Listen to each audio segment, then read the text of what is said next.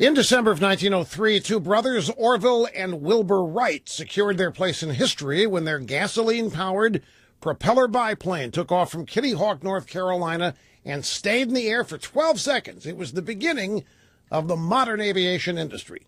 Some 24 years later, Charles Lindbergh, flying the Spirit of St. Louis, took off from Long Island on his flight into history, the first nonstop solo flight across the Atlantic.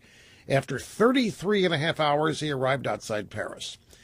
Since then, the aviation industry gave rise to the space industry, but aviation records are still being made. Last week, Swiss aviator Andre Borschberg made a record-breaking flight across the Pacific. Solar Impulse 2, the name of the plane. It left Japan, and 5 days later, the solo flight landed in Hawaii.